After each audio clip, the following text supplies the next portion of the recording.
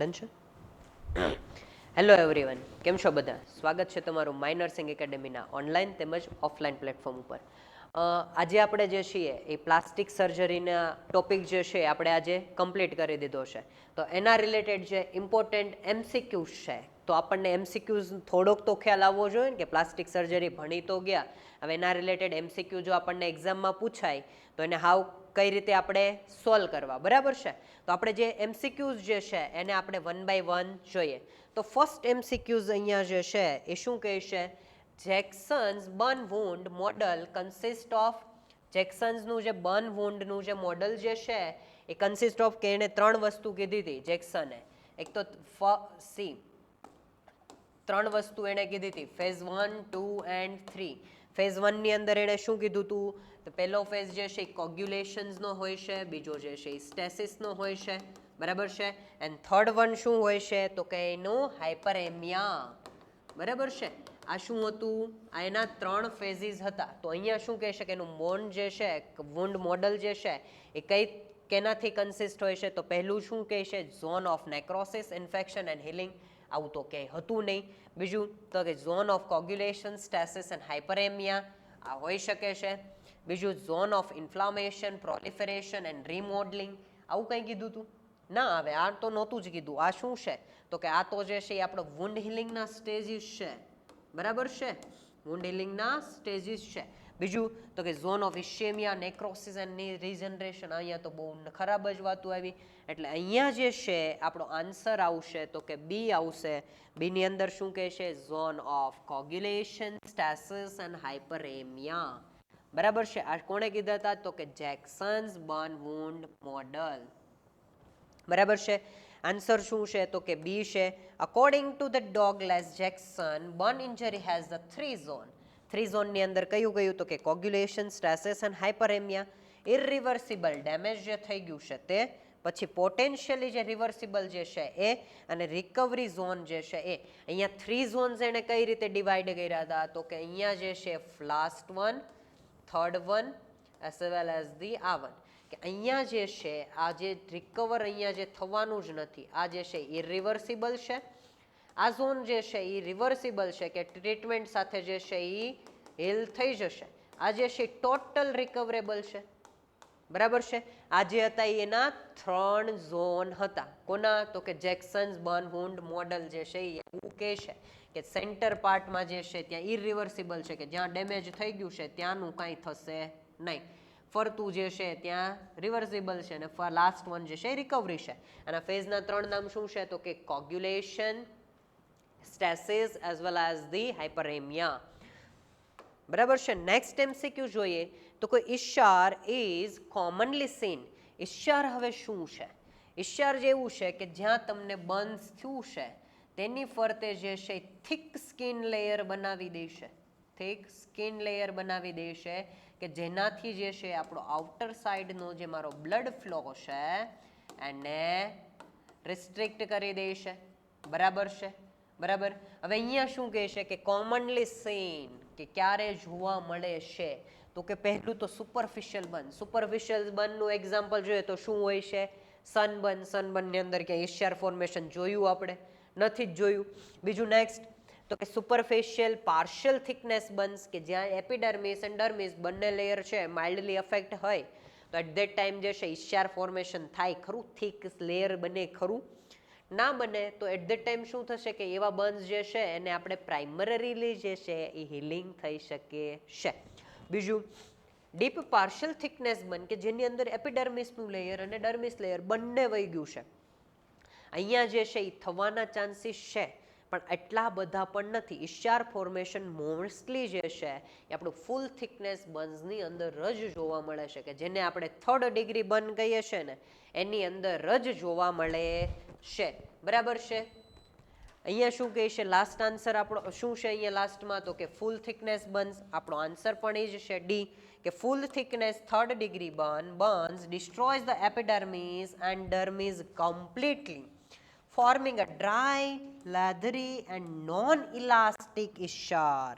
કે આ ઇશ્ચાર જે છે એ શું કરશે? મારો બ્લડ ફ્લો રિસ્ટ્રિક્ટ કરશે, ડ્રાય કરશે, થિક સ્કિન હશે, એને આપણે કહીશું જેનાથી બ્લડ ફ્લો જે મારો છે રિસ્ટ્રિક્ટ થશે.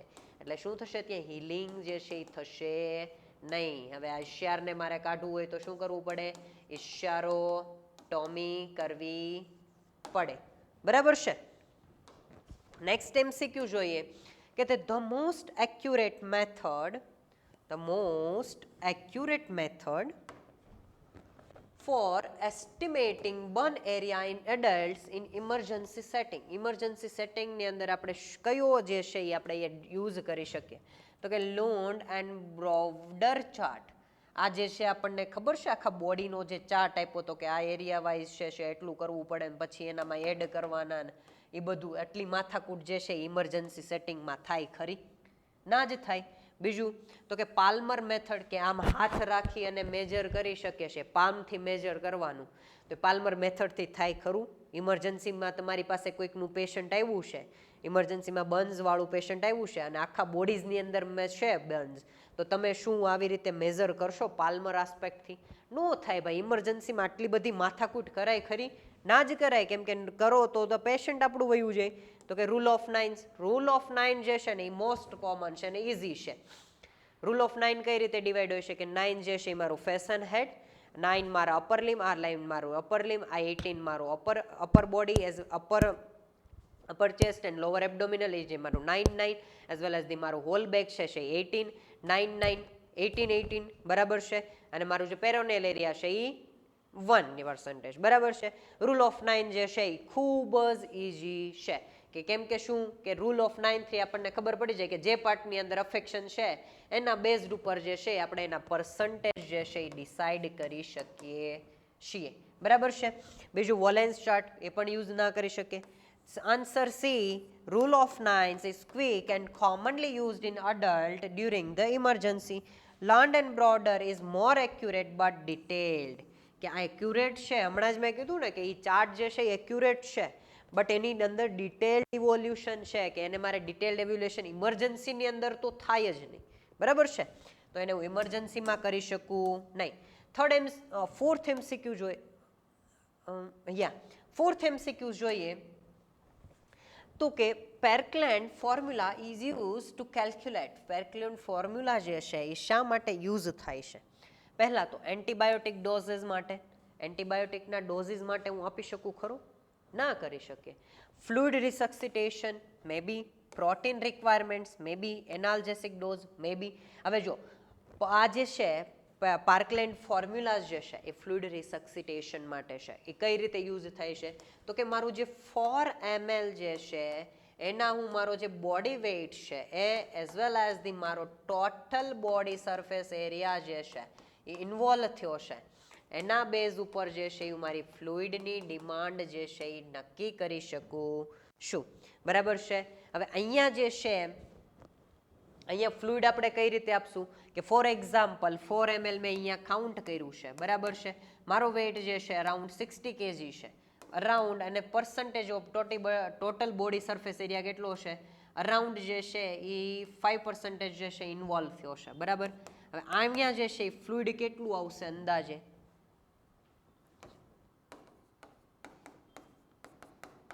120 ml આવ્યું. હવે સ્ટાર્ટિંગ અહીંયા જે 120 ml આવ્યું છે ને, હવે જે મારો હાફ એન્ડ 14 hours છે કે સ્ટાર્ટિંગના જે ઇનિશિયલ 8 hours છે એની અંદર જે છે હું 60 ml જે છે એ આપીશ ફ્લુઇડ. બાકીનું જે રેસ્ટ જે છે ને, એટલે કે આફ્ટર ધી 16 hours કે 16 hours પછી જે છે એનું હું શું આપીશ? 60 ml પાછું આપીશ. બરાબર છે? હાફ જે છે 8 hours આપવાનું છે અને બાકીનું જે છે એ 16 hours અંદર આપવાનું છે. કે મોસ્ટલી જે છે પાર્કલેન્ડ્સ ફોર્મ્યુલા આ જે છે એ આપણે ફ્લુઇડ રિસક્સિટેશન માટે યુઝ થાય છે, અને એ બી બર્ન્સના કેસીસમાં જ. બરાબર છે? તો આ ફોર્મ્યુલા જે છે યાદ રાખવું જરૂરી છે કે ઇમરજન્સી કેસીસની અંદર ફ્લુઇડ જેટલું આપવું પડે એ આપણે આના બેઝડ ઉપર જે છે એ ડિસાઇડ કરી શકીએ છીએ. નેક્સ્ટ જોઈએ MCQ 5th one. તો કે the most common cause of death in extensive burns after the 48 hours. 48 hours પછી જે 48 hours ની અંદર જે ડેથ થાય છે એનો કોમન કોઝ શું છે? તો કે હાઇપોવોલેમિક શોક, મે બી પોસિબલ છે, પણ એ 48 hours જે છે એ લેશે નહીં. કેમ કે હાઇપોવોલેમિક શોક છે એમાં શું થશે તો કે મારો સડન બ્લડ લોસ થશે. બરાબર છે, બ્લડ લોસના કારણે જે છે એ મને શોક લાગે છે, કે જેના કારણે હાઇપોવોલેમિક શોક જે છે એ સડન કન્ડિશન છે એક્યુટ કન્ડિશન છે, એટલે એ જે છે 48 hours અંદર થશે નહીં. બરાબર છે. હવે ન્યુરોજેનિક શોક જો મને ડાયરેક્ટલી લાગે તો પણ આ સડન કન્ડિશન છે, આ ઇમરજન્સી કન્ડિશન છે, આફ્ટર ધી 40 hours તો થશે નહીં. બરાબર છે. થર્ડ વન શું કહે છે તો કે સેપ્સિસ હશે તો કે સેપ્સિસ જે સ્પ્રેડ થવાનું હશે, સેપ્સિસ સ્પ્રેડ થતા વાર લાગશે. કેમ કે આપણને ખબર છે કે સેપ્સિસ જે છે એ મારા હોલ બોડીની અંદર જ્યારે સ્પ્રેડ થશે, સેપ્ટિસેમિયા થશે, તો એ શું થશે, બ્લડ થ્રુ જશે. એટલે બ્લડ થ્રુ જે સેપ્સિસ જે છે એ મારું જશે એટલે સેપ્ટિસેમિયા થશે. જે સેપ્ટિસેમિયા જે છે એ લોંગ ટાઈમ કન્ઝ્યુમિંગ છે. થર્ડ વન કાર્ડિયક અરેસ્ટ આવશે તો પણ એ બી એક એક્યુટ જ કન્ડિશન છે. એટલે અહીંયા શું કહે છે કે after initial fluid loss phase infection and sepsis are major cause of mortality. બરાબર છે. એટલે સેપ્સિસ જે છે એ 48 hours પછી થશે, આ યાદ રાખવાનું છે. બાકી આ બધી જે તો છે એ તો બધી ઇમરજન્સી કન્ડિશન છે. બરાબર છે. નેક્સ્ટ જોઈએ તો કે split thickness skin graft includes, કે સ્પ્લિટ થિકનેસની અંદર શું ઇન્ક્લુડ થાય છે. પહેલું તો કે એપિડર્મિસ ઓનલી. ના ભાઈ, સ્પ્લિટ થિકનેસ કીધું છે, એપિડર્મિસ ખાલી હું લગાવું એનો કંઈ મિનિંગ નથી ને. એપિડર્મિસ જે છે એ સ્કિન ગ્રાફ્ટિંગની અંદર આવશે જ નહીં, કેમ કે ખાલી મારું એપિડર્મિસ લેયર અફેક્ટેડ હશે ને તો એ જે મારું નેચરલ વુન્ડ હિલિંગ થશે ને એના થ્રુ જ થઈ જશે, તો મારે સ્કિન ગ્રાફ્ટિંગની જરૂર જ નથી. બીજું તો કે એપિડર્મિસ પ્લસ એન્ટાયર ડર્મિસ, આ તો ભાઈ આપણું ઓલું છે, આપણું ફૂલ થિકનેસ વાળું છે. બરાબર છે, ફૂલ થિકનેસ સ્કિન ગ્રાફ્ટ છે. આ epidermis plus part of dermis, આ જે છે ને આ આપણું છે. બરાબર છે. આ શું છે, સ્પ્લિટ થિકનેસ સ્કિન ગ્રાફ્ટ. બરાબર છે. હવે ડર્મિસ ઓનલી, એપિડર્મિસને હું બાકી રાખું ને ખાલી ડર્મિસનું લેયર લઈ લઉં, આવું સ્કિન ગ્રાફ્ટિંગની અંદર બને ખરું? ના હોય ને. હા, તો બસ અહીંયા શું આપણો આન્સર ડાયરેક્ટલી ક્લિયર છે કે epidermis plus parts of dermis. આ તો સાવ ઇઝી એમસીક્યુ હતો કે split thickness skin graft include તો epidermis and partial dermis. It heals faster at donor site, કે ડોનર સાઇટ છે ત્યાં હીલ જે છે એ ફાસ્ટર થશે. અહીંયા જે છે એ મારું પ્રાઇમરી હીલિંગ હશે. બરાબર છે. નેક્સ્ટ એમસીક્યુ જોઈએ તો કે full thickness skin graft is preferred for. Full thickness skin graft છે એ ક્યારે પ્રિફર્ડ કરવામાં આવે છે? ફૂલ થિકનેસ કીધું છે. હા બેટા, બરાબર છે. વન બાય વન એમસીક્યુ જોઈએ કે લાર્જ બર્ન એરિયાઝ, મોટો બર્ન એરિયાઝ હોય ત્યાં ડોનર સાઇડ જે છે એ લિમિટેડ હોય છે. બીજું જોઈએ તો કે કોસ્મેટિક એરિયાઝ લાઇક ફેસ, ત્યાં મે બી યુઝ કરી શકીએ છીએ. બીજું તો કે અલ્સર બેડ ઉપર યુઝ કરી શકીએ નહીં, ફૂલ થિકનેસ તો નો જ યુઝ કરી શકીએ. ઇન્ફેક્ટેડ વુન્ડ, આ જે છે ને આ બંને જે છે ને એ મારા કોન્ટ્રા ઇન્ડિકેટેડ છે. હા બેટા, આ કોન્ટ્રા ઇન્ડિકેશન છે મારા સ્કિન ગ્રાફ્ટિંગના. એટલે કોન્ટ્રા ઇન્ડિકેશન જે છે ને એ આપણે ટીક કરીને નો આવે ને એમાં વધારે લોજિક લગાવવાનું છે કે ઉપરના બેમાંથી ગમે એ ટીક કરીને આવ્યા ને, આ ઉપરના બંનેમાંથી જે બે ટીકા કરીને આવ્યા ને તો આમાં તો હજી તમને સારા માણસો ગણી શકે કોઈ. બરાબર. બાકી આ જો નીચેનામાંથી બે ટીક કરીને આવ્યા ને તો તમે એમ જ સમજાય કે તમને કંઈ આવડતું નથી. બરાબર છે.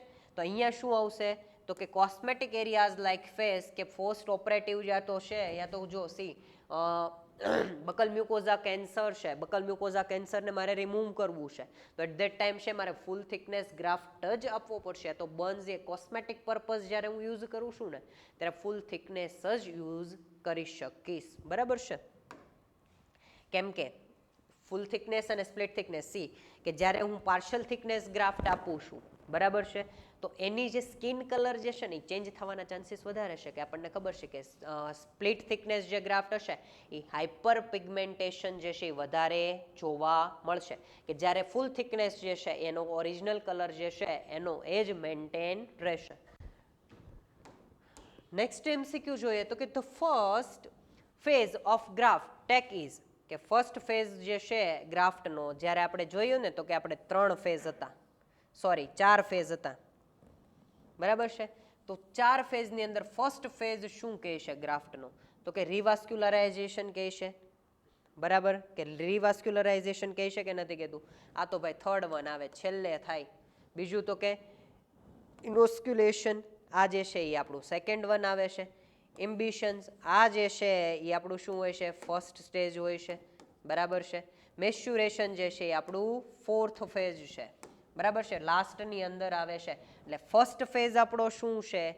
તો કે જે આપણો જે છે એમ્બિશન્સ એટલે કે આપણું સ્કિન ગ્રાફ્ટ છે એનો સર્વાઈવલ સ્ટેજ છે.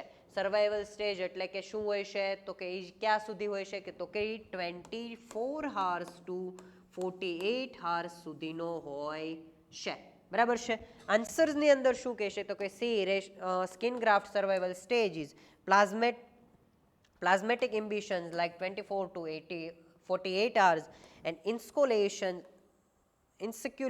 and revascularization, બરાબર છે. આ જે છે તેના 3 ફેઝ છે. હવે નેક્સ્ટ વન જોઈએ તો કે અ major cause of graft failure. વાહ ભાઈ વાહ, ગ્રાફ્ટ ફેલ્યુર કહી દીધું કે તમે જે ગ્રાફ્ટ તમે પ્લેસ કર્યો ને એ ફેલ થઈ ગયો. શું કામ? તો કે ઇમોબિલાઇઝેશનથી ગ્રાફ્ટ ફેલ થાય ખરું? ઇમોબિલાઇઝેશન તો આપણે સ્કિન ગ્રાફ્ટિંગ પછી તો સજેસ્ટ કરતા હોઈએ છીએ, બરાબર છે. બીજું તો કે હિમેટોમા ફોર્મેશન, બ્લડનું અક્યુમ્યુલેશન થઈ ગયું. અહીંયા બ્લડનું અક્યુમ્યુલેશન થાય તો શું થાય જોઈએ હમણાં. પ્રોપર ડ્રેસિંગ કર્યું હોય તો આપણે અહીંયા કંઈક થાય ખરું? ગ્રાફ્ટ ફેલ થાય? ના જ થાય. ગુડ વાસ્ક્યુલર બેડ કે વાસ્ક્યુલારિટી એટલી છે તો એની અંદર ફોર્મ થાય નહીં. હવે હિમોટોમા ફ્લેડ થઈ ગયું છે, અહીંયા બ્લડ એક્યુમ્યુલેટ થઈ ગયું છે કે જેના કારણે મારો ગ્રાફ્ટ જે છે એ ફેલ થઈ શકે. શું કામ? કેમ કે haematoma separates the graft from bed, prevents the nutritions as well as the graft failure. Graft failure કરવાના ચાન્સીસ અહીંયા વધારે છે કેમ કે જે મારું અહીંયા જે છે એ મેં સ્કિન ગ્રાફ્ટ કર્યું છે, બરાબર છે. આની અંદર હિમોટોમા જે છે ફિલ્ડ થઈ ગયું છે, વોટર લાઇક સ્ટ્રક્ચર ફિલ થઈ ગયું છે. તો આને શું કરશે? તો આને પુશ કરશે, અને પુશ કરશે તો મારો જે ગ્રાફ્ટ જે છે એ લૂઝ થવાના ચાન્સીસ વધારે છે. એટલે શું આવશે અહીંયા? હિમેટોમા ફોર્મેશન. બાકીના જે 3 છે ને એનાથી થાય જ નહીં કેમ કે સ્કિન ગ્રાફ્ટિંગ કરેલું હોય ને એટલે બાકીના 3 જે છે ને એ નેસેસરી થિંગ છે, બરાબર છે. હવે નેક્સ્ટ જોઈએ તો કે mesh graft is mainly use for, mesh graft છે એ શું કામ યુઝ કરવામાં આવે છે? ઇમ્પ્રૂવ ધ કોસ્મેસિસ, કે મેશ ગ્રાફ્ટ છે એ ઇમ્પ્રૂવ ધ કોસ્મેસિક્સ છે એના માટે હોય છે? ના ભાઈ. Reduce the contraction? ના. તો કે કવર લાર્જ એરિયા વુન્ડ્સ, કે લાર્જ એરિયા વુન્ડ જે છે ને એને કવર કરી શકે છે, બરાબર છે. મેશ એટલે શું? કે અમારી જે સ્કિન છે, બરાબર છે, એની અંદર જે આ કાણા પાડવામાં આવે છે ને એને આપણે કહીએ છીએ મેશ. that reduce infection, કે ઇન્ફેક્શન જે છે એ રિડ્યુસ કરે છે? ના કરે, કેમ કે કાણા વાળી તમે સ્કિન નાખો છો તો ઇન્ફેક્શન તો વધારે પ્રોડ્યુસ કરે છે, બરાબર છે. તો અહીંયા શું આવશે? તો cover the large wound areas, કે મારે આપણને ખબર છે કે ડોનર સાઇડ જે છે ને એ લિમિટેડ હોય, કે કોઈની આપણે સ્કિન લેવી છે, ગ્રાફ્ટ કરવી છે, કોઈ પાર્ટમાંથી લઈને બીજા પાર્ટમાં પ્લેસ કરવી છે તો કોઈક દાન આપે, પણ દાન કેટલું હોય? લિમિટેડ જ હોય, જાજુ ન હોય, જેટલું જોતું હોય એટલું દાનમાં ન મળે, બરાબર છે. તો અહીંયા સેમ એવું જ છે કે ડોનર સાઇડ જે છે એ શું હોય છે? લિમિટેડ હોય છે. એટલે મેશ ક્રિએટ કરવામાં આવે છે કે જેનાથી લાર્જ એરિયા જે છે એને હું કવર કરી શકું. બીજું અહીંયા શું કહે છે? કે meshing expands the graft and allows the drainage useful in large surface areas of the burns, બરાબર છે. નેક્સ્ટ MCQ જોઈએ કે the basic principles of tendon transfer is, કે ટેન્ડન ટ્રાન્સફરનો બેઝિક પ્રિન્સિપલ શું હોવો જોઈએ? 1 by 1 જોઈએ તો કે weak muscles to weaker muscle, weak મસલથી બીજા વીકર મસલ સુધી આપણે પહોંચાડીએ તો આવું થાય ખરું બેટા? જે માણસ ખુદ નબળો છે એને બીજા નબળા મારા હારે રાખી દો તો તમારું કામ સક્સેસફુલ થાય ખરું? ના જ થાય ને. બીજું શું કહે છે? Strong muscle to weak muscle. આ જે થઈ શકે છે કેમ કે એક માણસ જે છે એ સારો એવો સ્ટ્રોંગ છે, બીજો જે છે એ થોડોક વીક છે, તો શું થશે? તો કે એને આપણે આ બેનું કામ ટ્રાન્સફર કરી દઈએ ને તો જ હાલે, એ આવી શકે ખરું. પેરેલાઇઝડ મસલ ટુ નોર્મલ મસલ. આપણને ખબર છે કે પેરેલાઇઝડ મસલ જે છે એ પોતાનું ખુદનું વર્ક નથી કરી શકતું, તો ટેન્ડન ટ્રાન્સફર કરશો તો એનું જે નોર્મલ ફંક્શન જે ઓલાનું થાય છે ને સોરી નોર્મલ ફંક્શન જે નોર્મલ મસલનું થાય છે ને એ પણ થશે નહીં. એટલે પેરેલાઇઝડ મસલ જે છે એ ત્યાં આપણે યુઝ કરી શકીએ નહીં. આ ટેન્ડન ટ્રાન્સફરનો કોન્ટ્રા ઇન્ડિકેશન છે કે પેરેલાઇઝડ મસલ જે છે એને ટેન્ડન ટ્રાન્સફરમાં યુઝ કરી શકીએ નહીં. બરાબર છે. બીજું જોઈ શકીએ છે sensory nerve to motor nerve. આ થાય જ નહીં ભાઈ. સેન્સરી નર્વ ટુ મોટર નર્વમાં તમે ટ્રાન્સફર કરો, આ શું કહે છે? નર્વ રિલેટેડ વાત થઈ છે, ટેન્ડન ટ્રાન્સફરની વાત ક્યાંય થઈ? અને બીજું કે સેન્સરીને મોટરમાં ટ્રાન્સફર કરી શકીએ ખરા? નું જ થાય, કેમ કે જેનું કામ જેનું છે એ જ કરે. બરાબર, બીજા કરી જાય નહીં. અહીંયા શું આવશે? તો કે strong muscle to weak muscle, કે સ્ટ્રોંગ મસલ જે છે ને વીક મસલની અંદર ટ્રાન્સફર કરે છે. ફોર એક્ઝામ્પલ છે કે એલ્બો ફ્લેક્શન જે છે એ થતું નથી. બરાબર છે. તો અહીંયા શું થશે કે મારો બાયસેપ્સ મસલ જે છે એ વીક છે તો જ ફ્લેક્શન નહીં થતું હોય. તો બાજે બાયસેપ ટેન્ડન જે છે એને યા તો બ્રેકિયોરેડિયાલિસ યા તો કોરેકોબ્રેકિયાલિસ જે છે એની સાથે ટ્રાન્સફર કરી દેવામાં આવશે કે જેનાથી જે છે એલ્બો ફ્લેક્શન હું જે છે એ પરફોર્મ કરી શકું. શું કહે છે? In tendon transfer of functioning strong muscle is use to restore the function of paralysed muscle, કે પેરેલાઇઝડ બીજું જે મસલ જે છે એને રિકવર કરવા માટે યુઝ થાય છે. બરાબર છે. નેક્સ્ટ વન જોઈએ. હા yeah the radial nerve palsy wrist extension is commonly restored by. આપણને ખબર છે કે રેડિયલ નર્વ પાલ્સી થાય એટલે શું થાય? wrist ડ્રોપ થવાના ચાન્સીસ છે, wrist ડ્રોપ ડિફોર્મિટી જે છે એ ક્રિએટ થાય છે. હવે આના કેસીસની અંદર હવે કયું ટ્રાન્સફર જે છે એ મેઇનલી ડન થાય છે? પહેલું તો કે ફ્લેક્સર કાર્પી રેડિયાલિસ ફ્લેક્સર કાર્પી રેડિયાલિસનું કામ શું છે? તો કે સી wrist એક્સટેન્શન જે છે ને એ મોસ્ટલી કોણ કરશે? તો કે ECRB કરશે. એક્સટેન્સર કાર્પી રેડિયાલિસ બ્રેવિસ આ જે છે મોસ્ટલી wrist એક્સટેન્સર્સ માટે યુઝ થાય છે. આપણને ખબર છે કે ટેનિસ એલ્બોમાં મોસ્ટ જે ટેન્ડન જે છે એ કઈ અફેક્ટ થાય છે? તો કે ECRB થાય છે. બરાબર છે. તો હવે અહીંયા શું કરશે? તો ECRB જે ટેન્ડન જે છે મારી અફેક્ટેડ છે. બરાબર છે, એ મારી અફેક્ટેડ છે કે જેના લીધે હું wrist એક્સટેન્શન જે છે એ કરી શકતો નથી. હવે આ ECRB ટેન્ડન જે છે એને હું ટ્રાન્સફર કોની સાથે કરીશ? તો કે ફ્લેક્સર કાર્પી રેડિયાલિસ, કે આ સુપિનેટર કરે છે. તો સુપિનેટર જે છે એ મારું wrist એક્સટેન્શન કરે ખરું? ના કરે, કેમ કે જે છે મૂવમેન્ટ જે છે પ્રોડ્યુસ કરે છે. બરાબર છે. તો એક્સટેન્શન કરશે નહીં. ફ્લેક્સર કાર્પી અલ્નારિસ, કે ફ્લેક્સર કાર્પી અલ્નારિસનું શું કરશે? તો કે આ પણ જે છે મારું wristનું ફ્લેક્શન કરે છે, તો આ પણ યુઝ થશે નહીં. બીજું ECRL ફ્લેક્સર કાર્પી રેડિયાલિસ લોંગ, આ જે છે એ પણ મારું જે છે ફ્લેક્શન કરે છે. બરોબર. હવે શું છે અહીંયા? પ્રોનેટર ટેરિસ, કે પ્રોનેટર ટેરિસ જે છે એને યુઝ કરી શકું છું, કેમ કે આ શું કરે છે? મારું પ્રોનેશન કરે છે as well as the slight extension પણ કરે છે. તો જે મારું સ્લાઇટ એક્સટેન્શન કરે છે અને પ્રોનેશન કરે છે આ ટેન્ડનને જે છે હું ECRB ની કમ્પેરિઝનમાં જે છે હું લાવી શકું. એટલે રેડિયલ નર્વ પાલ્સી જે છે એને મારે wrist એક્સટેન્શન મારે રિસ્ટોર કરવું છે, તો મોસ્ટલી જે છે હું પ્રોનેટર ટેરિસ જે છે એ ટ્રાન્સફર કરીશ. બરાબર છે. નેક્સ્ટ MCQ જોઈએ. તો કે in ulnar nerve palsy claw hand deformity is due to paralysis of claw hand deformity. શું છે? આ જે છે એ મારો ક્લો હેન્ડ ડિફોર્મિટી છે. હવે આની અંદર પેરાલિસિસ કોનું હશે? તો કે ફ્લેક્સર ડિજિટોરમ પ્રોફન્ડસ. ના ભાઈ, આનો તો થાય નહીં. બીજું તો કે એક્સટેન્સર ડિજિટોરમ. ના, એક્સટેન્સર ડિજિટોરમ તો એક્સટેન્શન કરે ને, અહીંયા તો ક્લો હેન્ડ છે. બીજું તો કે થિનાર મસલ્સ ઓનલી, થિનાર મસલ ખાલી ન થાય.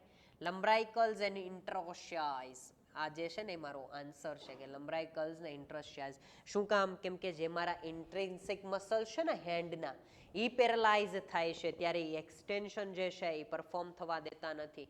MCPનું જે મારું હાઇપર એક્સટેન્શન જે છે એ પ્રોવાઈડ થવા દેતા નથી અને IP ફ્લેક્શન જે છે એ થતું નથી, કે જેના કારણે જે છે એ ક્લોવિંગ જોવા મળે છે, ક્લો હેન્ડ જોવા મળે છે. બરાબર છે. નેક્સ્ટ MCQ જોઈએ. તો કે the ideal donor muscle for tendon transfer should have ideal muscle donor tendon transfer donor muscle tendon એની પાસે શું હોવું જોઈએ તો કે પાવર ગ્રેડ 2 હોય તો આપણે ટ્રાન્સફર કરી શકીએ નહીં એની પાસે એટલીસ્ટ 4 યા તો 5 ગ્રેડ હોવો જોઈએ બરાબર છે લિમિટેડ એક્સક્રુઝન કે એનું જે એક્સક્રુઝન હશે કે એની જે લેન્થ હશે એ લિમિટેડ હોવી જોઈએ નહીં એનું જે છે મેક્સિમમ લેન્થ હોવી જોઈએ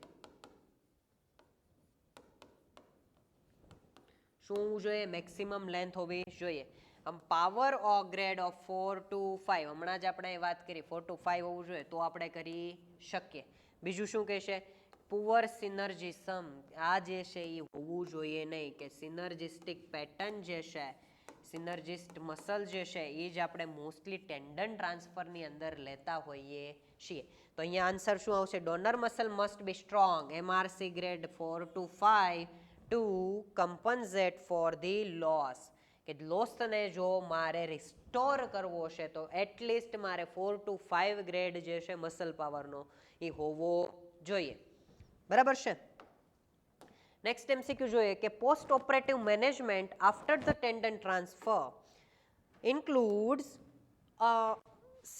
ઇમિડિયેટ સ્ટ્રેન્થનિંગ કે પોસ્ટ ઓપરેટિવ શું કહે છે management after the tendon transfer immediate strengthening start કરાય ખરું કેમ કે જે ટેન્ડનને તમે એક જગ્યાએથી બીજી જગ્યાએ રિલોકેટ કરી છે એની અંદર તમે સ્ટ્રેન્થનિંગ સ્ટાર્ટ કરશો તો એ લૂઝનિંગ થવાના ચાન્સીસ વધારે છે એ ટેન્ડન જે છે એ ત્યાંથી નીકળી જવાના ચાન્સીસ વધારે છે તમારી ટેન્ડન ટ્રાન્સફર સર્જરી છે ત્યાં ફેલ જશે બરાબર છે હવે બીજું તો કે અર્લી રજિસ્ટર્ડ એક્સરસાઇઝ પણ આપી ના શકીએ કેમ કે રજિસ્ટર્ડ એક્સરસાઇઝ માટે રજિસ્ટર્ડ એક્સરસાઇઝ માટે આફ્ટર સમટાઇમ્સ પછી જ તમે જે છે એ રજિસ્ટર્ડ એક્સરસાઇઝ આપી શકીએ છીએ બીજું તો કે ઇમોબિલાઇઝેશન ઇન ફંક્શનલ પોઝિશન્સ આ કરી શકીએ છીએ મસાજ થેરાપી પણ આપી શકાય નહીં અહીંયા શું કરવાનું છે કે ઇમોબિલાઇઝેશન્સ ઇન ફંક્શનલ પોઝિશન સી બેટા જ્યારે પણ ટેન્ડન ટ્રાન્સફર કરીએ છીએ ત્યારે વિગ્રસ ફિઝિયોથેરાપી પ્રોટોકોલ જે છે એ આપણે ડાયરેક્ટલી ફોલો કરતા નથી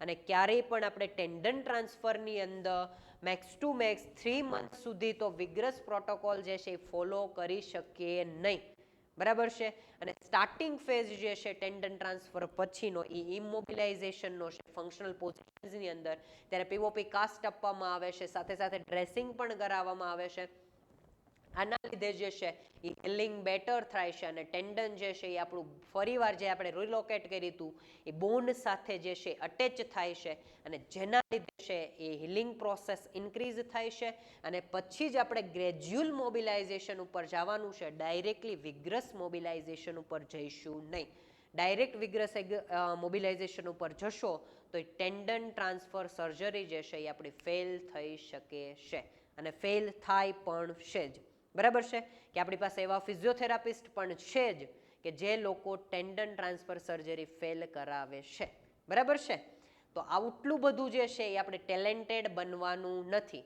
બરાબર એટલે આપણે મગજની અંદર આ યાદ રાખવાનું છે કે પહેલા જે છે ઇમોબિલાઇઝેશન ફેઝ હોય છે ને પછી જે છે ગ્રેજ્યુઅલ પ્રોટોકોલ જે છે આપણો ફોલો કરવાનો છે અહીંયા શું કહે છે answer C immobilisation 3 to 4 weeks allows the healing before gradual mobilisation બરાબર છે આ જે હતા એ આપણા ક્યાં હતા burns skin grafting and tendon ટ્રાન્સફરના મોસ્ટ કોમન એન્ડ ઇઝીમાં ઇઝી MCQs હતા બરાબર છે આવા જે છે એ ડિફિકલ્ટીઝ લેવલ વધારવા માટે ઇન્ક્રીઝ કરવા માટે ઘણા બધા MCQs જે છે આ બધા ટોપિક્સમાંથી પૂછી શકે છે તો આના ઉપરથી આપણને ખ્યાલ આવશે કે આપણને જે છે આ ટોપિક્સ કેટલા ક્લિયર થયા છે અને આપણને MCQની અંદર કેટલું આવડે છે બરાબર છે તો હવે આપણે નેક્સ્ટ લેક્ચરમાં મળીશું એક નવા ટોપિક સાથે નવી વાત સાથે ત્યાં સુધી આવજો bye bye and thank you